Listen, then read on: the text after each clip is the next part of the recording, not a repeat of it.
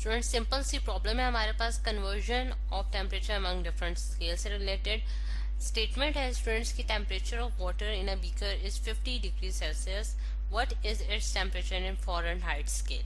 अब जैसे कि हमने टेम्परेचर स्केल्स जो हैं वो तीन पढ़ रखे हैं स्टूडेंट्स हमारे पास, सेल्सियस और फ़ारेनहाइट और केल्विन है। अब इन तीनों की हमने कन्वर्जन्स भी पढ़ी थी कि किस तरह से हम इसको इंटर कन्वर्ट कर सकते हैं, एक स्केल से दूसरे स्केल में हम जो है वो टेम्परेचर्स को लिख सकते हैं। अब डाटा में अगर आप देखें तो हमें सबसे पहले जो है वो टेम्परेचर दिया गया है, जो कि किस में हमारे पास सेल्सियस में, यानी कि यहाँ मैं अगर इसे सी से डिनोट कर देती हूँ तो हमारे पास ये 50 डिग्री सेल्सियस है, ठीक है। और आपने इसे फ़ारेनहाइट में फाइंड आउट करना है। एफ से हम फ़ारेनहाइट डिनोट कर देते हैं और इसके आगे मैंने क्वेश्चन मार्क निकाल दिया क्योंकि ये हमारे पास अननोन है।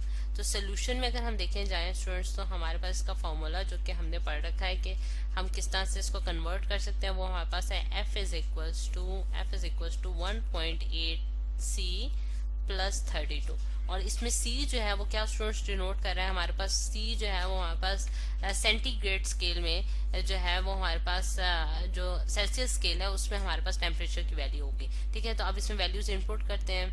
1.8 मल्टीप्लाई बाय सेल्सियस में हमारे पास कितना है 50 डिग्री सेंटीग्रेड है और प्लस 32 आपने कर देना है। तो आपके पास आंसर क्या आता है स्टूडेंट्स, कैलकुलेटर की मदद से हम इसको सॉल्व कर लेते हैं। 1.8 यहाँ 1.8 मल्टीप्लाई बाय 50, ठीक है, हमारे पास कितना आया 90 और 90 में आपने एड अप करना है 32, ठीक है।